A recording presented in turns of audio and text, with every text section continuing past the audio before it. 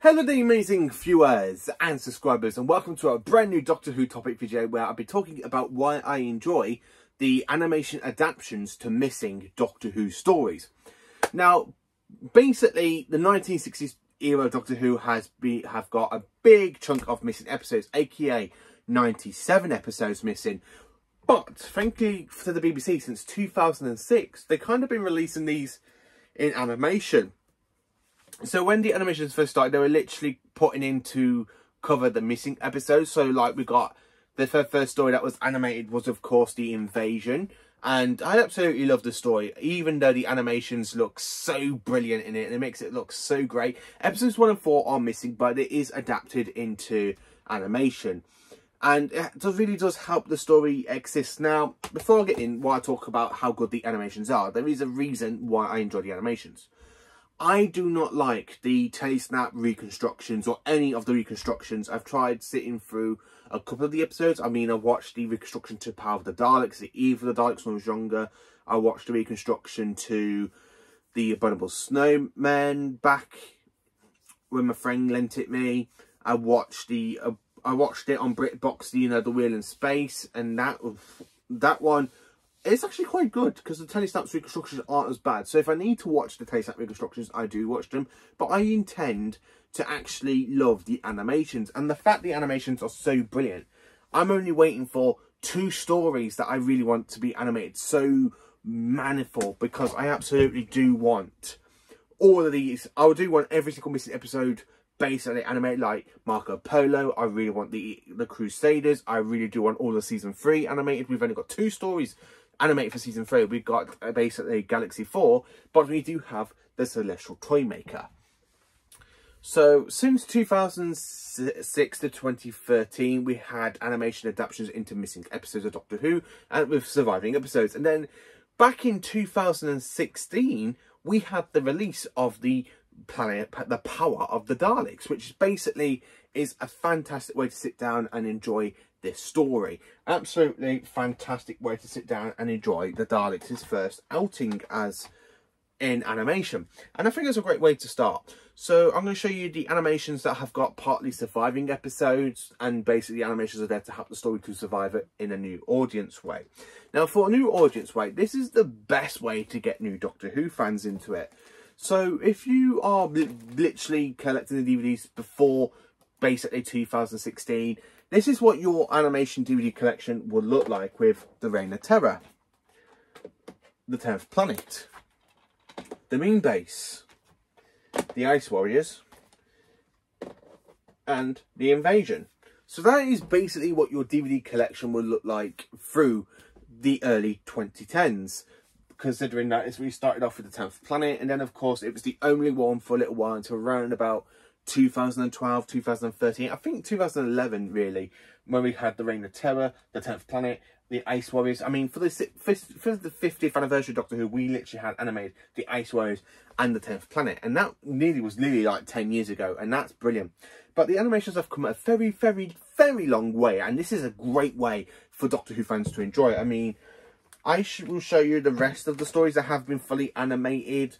So these episodes have been partly animated, as well as a release from 2017 of a missing Tom Baker story known as Shada that was partly filmed, but because of strikes at the BBC, it kind of got shelved, and 2017 came when it was released onto DVD and Blu-ray. So that's basically all the surviving episodes, with basically little bits added in for Shada to try and make the story to exist properly. Now for the stories that have got missing, like are proper missing, but they've got no Telesnap reconstructions, or they do have Telesnap reconstructions. So we have for Hartnell, Galaxy 4.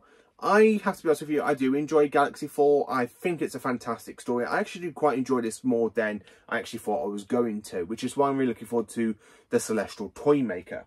So if I literally put these facing this way, covering the half of the collection sets at the moment.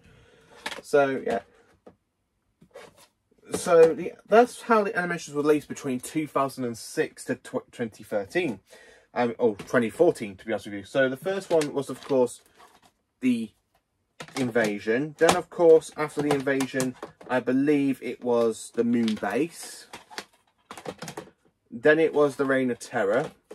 And then, of course, the 10th Planet and the Ice Warriors basically came out in the same year. And then, of course, in 2016, we had the release of Doctor Who, The Power of the Daleks on DVD. And, of course, a year later, it came out in the steelbook format of the story, which is absolutely perfect and absolutely brilliant, which is why I quite enjoy that. And then, of course, for the next one after that, for Troughton, for a Missing Troughton story, we have the Macra Terror, which was absolutely perfect. And to be honest with you, I really think if this story existed, I wouldn't enjoy it as much as it does now. There's something about this fantastic animation that is just pure brilliancy and pure amazingness, and why I just absolutely flipping love it. It's great, it's amazing, and I absolutely love the animation to it. I love the animation style to it. Then a year later, after the Macra Terror, we had the Faceless Ones released. Not my favourite animation adaptation to a story, but it actually does help the story to survive in a new way, and it does help it generally. And then, of course, a year later after that, we have Fury from the Deep. Not a fantastic animation. It has got some faults with it, but it's still quite enjoyable. I'd like the storytelling, but I just don't like the animation style, because the sets are like a little bit too big and stuff, so I do have to say that. Then, of course, also in 2020, we had the special edition release of The Power of the Daleks, which is here, which is, of course, as you can see. And then, of course, in 2021, we had the Dalek, the Evil of the Daleks animated, which is another great steelbook and another great release. And then, of course, in 2021 as well, at the same time as The Power of the Daleks, we had, sorry, as well as the Evil of the Daleks, we had Galaxy 4, which is absolutely perfect. I really love that animation. It's actually became one of my favourite stories. Then, of course, in 2022, we thought we were getting the last ever animation for a while with Doctor Who, The Abominable Snowman, with the funding from BBC America. And then last year, basically in November, we had the release of The Underwater Menace. Now, I never really liked the original DVD release of The Underwater Menace, because the telesnap reconstructions they used is absolutely awful. Very, very awful. But it's absolutely brilliant, though. I do love The Underwater Menace. I love the animation to it. It really makes the story come more to life for me. So, yeah. And that's the thing I have to say. But then, of course, in 2017, as I said, we have the fantastic Shada as well. So that is basically, if I add Shada in, that is basically the animation timeline, starting off with the invasion, going all the way down to the Underwater Menace for the recent release. And now, of course, we have got the Celestial Toymaker. And the thing is that I really do think that you should go and give these animations a chance, because one, it really does help a classic Doctor Who story to sit through and basically survive. And also in 2021 we had the Web of Fear, which I kind of forgot until basically I just looked in my steelbook collection. I saw the Web of Fear and I forgot that. But that is basically what the timeline looks like for these animations. With the Celestial Toymaker coming in next, I am kind of hoping for the Daleks Master Plan and the Wheel in Space to be animated soon, but I kind of want all of them. We only have 3 Troughton stories left out of these 21 to be animated. Now, Troughton only has 21 episodes, well, 21 stories, Doctor Who, with a big chunk of episodes missing. And of course, the gap has been filled with these animations, which is absolutely perfect. I mean, the only stories we need animated right now is the Highlanders, the Wheel in Space, and the Space Pirates. And to be honest with you, I've got the target books of Space Pirates, which I'm going to start reading soon and get my review out on it, because I just absolutely love this flipping story. I really do love the Space Pirates. From what I've read on the internet, it makes it sound like it's a really good story. So I'm hoping me reading the target book and getting my imagination, I probably will enjoy it a lot more than if it was surviving. But I'm hoping for the animation. For Hartnell, we have got a very, very long way to go for Hartnell animation. So I'm kind of hoping we focus more on Hartnell stories to be animated before basically we go back to Troughton, considering that Troughton's only got 3 and Hartnell is only missing, that we kind of do need animated, the Marco Polo, the Crusaders. You know, we do need the Myth Makers, we need the Daleks Master Plan, we need the Massacre. We definitely need the Massacre. I've been told by Tedious Milkshake how good that story is, and I believe him, so I do think we do need to get that one quite handed soon, which is something I'm quite looking forward to. And then, of course, we also need basically the Savages and the Smugglers animated for Hartnell, and that's the Hartnell era complete. So yeah, I really do think these animations are a great style. I think they're perfect. I think they're brilliant. Yes, okay, we do have some faults, and that is basically going to Fury from the Deep. But we do have some classic stories, and I do highly recommend, if you want to start watching classic Doctor Who and you want to start to watch the missing episodes, check out an iPlayer if you don't want to spend your money on them, because I don't think you're going to be disappointed.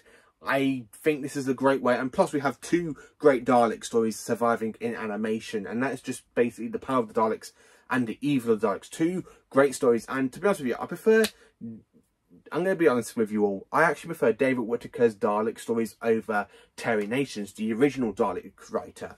So for those who have seen the animations, what do you think? Do you like them? Do you love them? I absolutely love them. I'm quite looking forward to the next one, The Celestial Toymaker, and I'm really looking forward to whatever's going to come next. Fingers crossed for the Daleks Master Plan. I really want that story. I want it so bad. Give me the Daleks Master Plan, BBC. Come on, give me the Daleks Master Plan, or you will face my wrath. So yeah, anyway, thank you for watching, and have a cracking day, you amazing viewers and subscribers.